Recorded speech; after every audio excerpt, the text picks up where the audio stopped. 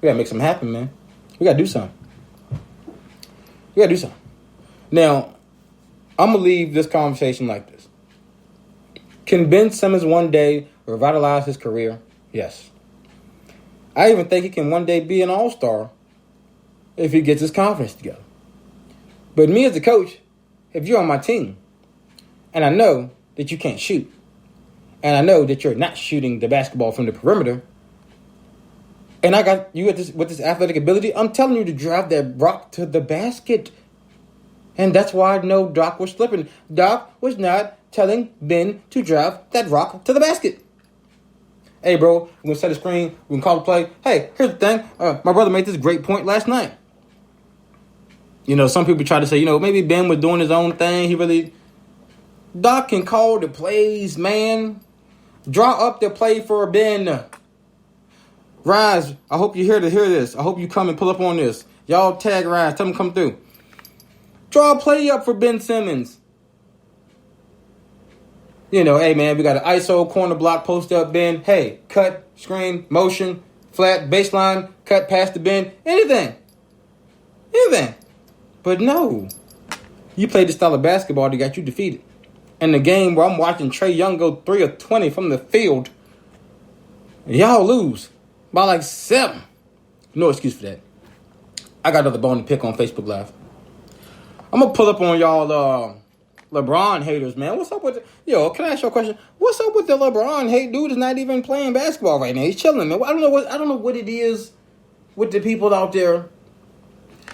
LeBron, no doubt, is the most polarizing figure in sports history, even over Tom Brady. People cut Tom Brady more slack than they do LeBron James. I'm at a loss at what happens here. You know, people just can't wait to jump the gun. Hey, man, Kevin Durant, king of basketball. Do y'all realize just 2-3 months ago we were saying LeBron James has reached the pinnacle of basketball? He is completely unstoppable, untouchable. Just 2 months ago we were saying that. Now, all of a sudden, he done fell off a cliff. Y'all must have forgot. It's deeper with LeBron James. It's the moment that you start thinking that he has nothing left or he can't do it or he can't figure it out. That's when you see what LeBron's made of. I'm here to tell y'all right now, Kevin Durant had an amazing playoff run. Excuse me, I can't call it an amazing playoff run. You knocked out in the second round. Kevin Durant individually played well. All right? He was able to have some clutch buckets, some clutch games. You talking about a 49-point triple-double, stuff like that. I get that. Cool. He ain't no LeBron James. Oh, no. Do y'all know? To my youngins out there, because I got a lot of y'all somehow 2000 babies.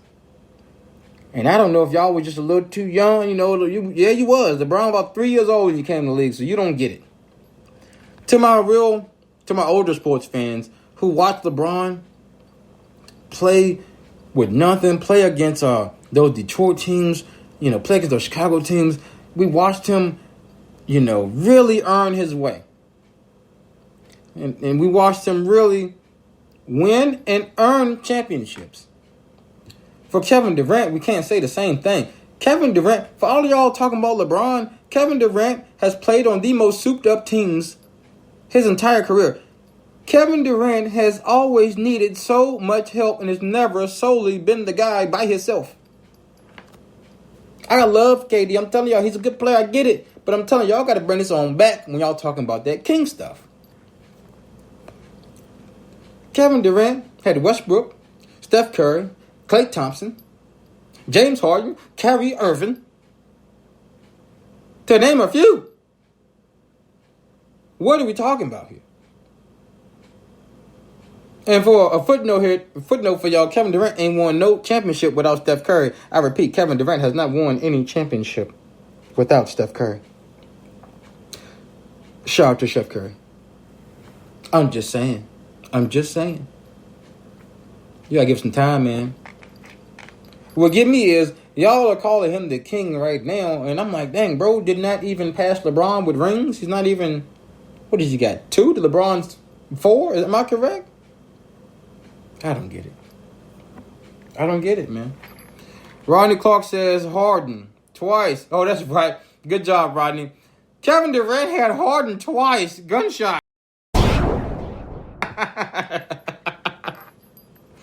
I'm telling y'all, man. What we talking about, man? Put some respect on LeBron James' name. Y'all just can't wait.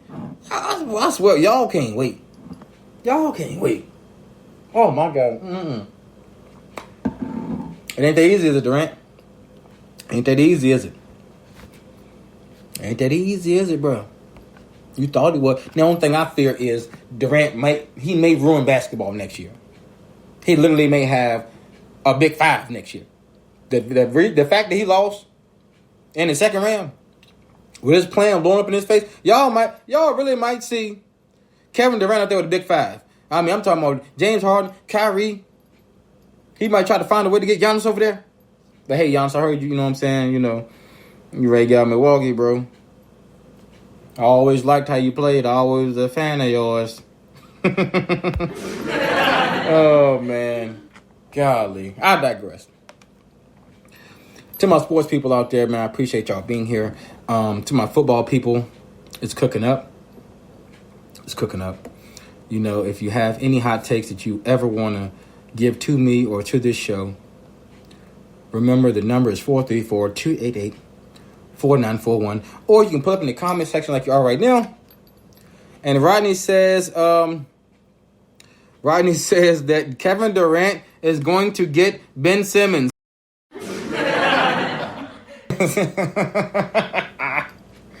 Oh, man. Durant, Simmons, wait for it. And Doc Rivers, you got to figure something out, bro. For real. You know, somewhere choking, man, trying to blame somebody. Y'all had a 26-point lead in Game 6. I don't hear nothing about that mess you talking about. That's all you, coach. The team is a reflection of you. I digress. To the people at home, man, I appreciate y'all. As you can see, I'm fighting and battling. To the listeners, tooth extraction, had that done today. Not too fun, but hey, man. Like I told my brother, if Jordan can play with the fake flu, if Jordan can be out there drunk with a hangover in a playoff battle, who am I? Who am I to sit this one out? Who am I to tell you that, hey, man, we're not gonna have the show this week. We'll see y'all next week. I don't care if I got a damn neck brace on. I'm gonna be here, y'all. As long as I got breath in his lungs, as long as this voice can voice, I will give y'all an episode. And as a matter of fact, shout out to MJ Penix out there. I see you in the comment section. As I always say, man, if you need to know about health and wealth, definitely follow him. As a matter of fact, Penix had to miss 3 days of the gym. They told me at the dentist today I can't lift, and I can't even eat right. So, man, I'm about to get it together, man. I'm about to double up this week when I go back, all right? I'm doubling up. Shout out to the fathers out there also. Father's Day weekend went by. Had a great time with my family. Had a great time with my child. Great time seeing young fathers out there. I feel like the generation, you know, I think my generation, and, you know, I think a little bit after that, like, we're getting better. It's getting better. The dads being more active, you know, being out here, doing that thing. It's getting better. You know, I don't know what happened in the black community around the 70s, 80s. I don't know what happened. I don't know. It became a trend not to be a pops. But shout out to the real out there. Shout out. Now I'm going to limp my way back to the Candid Talk airwaves. I got people to talk to. I got people to shout out. People to holler at. Check the phone lines. And get ready to get on out of here.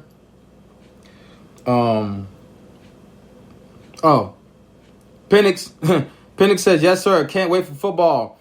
For football talk, tighten up. We're definitely going to talk about football. Definitely going to talk about his Titans. The Titans out here with Julio Jones and all type of stuff going on, man. Look, y'all a problem. A-Rod Johnson says mass incarceration happened. Mass incarceration happened. I'm going to need you to break that down, my brethren. I don't. Oh, shout out to Juneteenth people out there who are out there celebrating. So mass incarceration. Mass incarceration happened.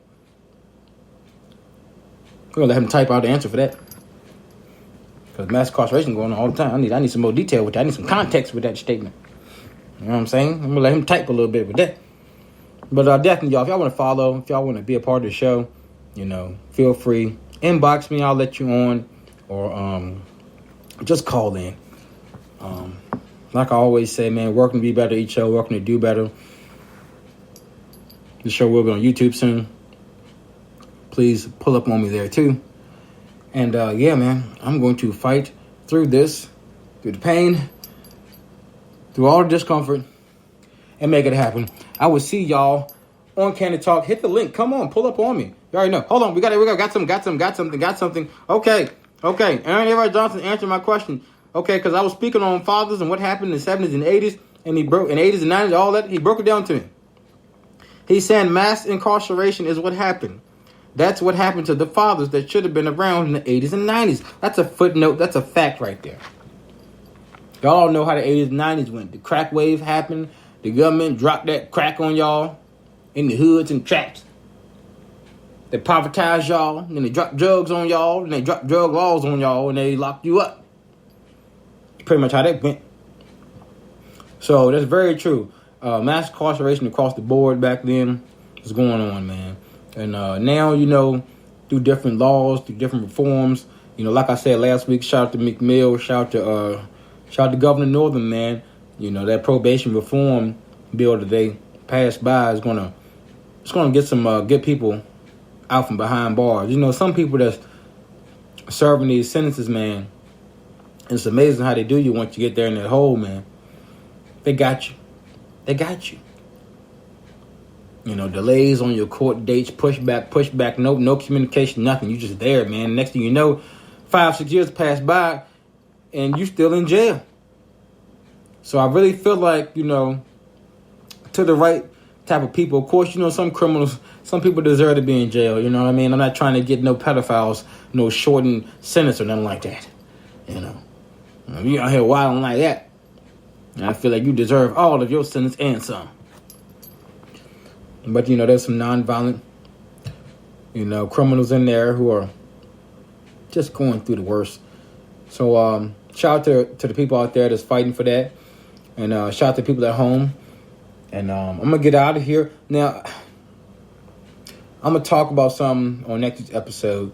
Like, y'all, I'm going to tease us. Is it really time for us to get rid of the Democratic and Republican Party? I wanted to bring that up next week because I want to be able to go more in depth with that. Because I was listening to politics and listening to political radio, talk radio, coming home today, and what are we doing? A hard left, a hard right. I'm listening to these battles, I'm listening to these arguments, and it's like, yo, for real, man, these parties are really made to split us up. And the moment that we as a country realize that and press back at the government to reform the whole voting process, to change the whole political scene, like, that's when we're going to have the power. That's when change can really happen. That's when I can have a candidate up there who has Democratic and Republican values. Just mix, cool, that's fine with me. You got both of them, that's fine. You know what I mean? That's okay. It doesn't have to be all on one side of the spectrum.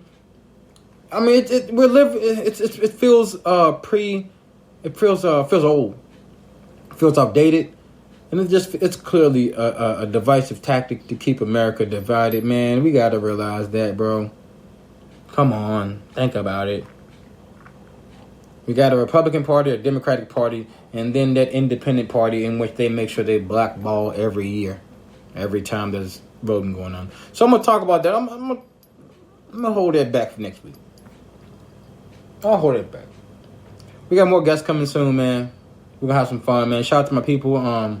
Shout out to my girl, Yolanda. Yolanda's birthday is coming up this week.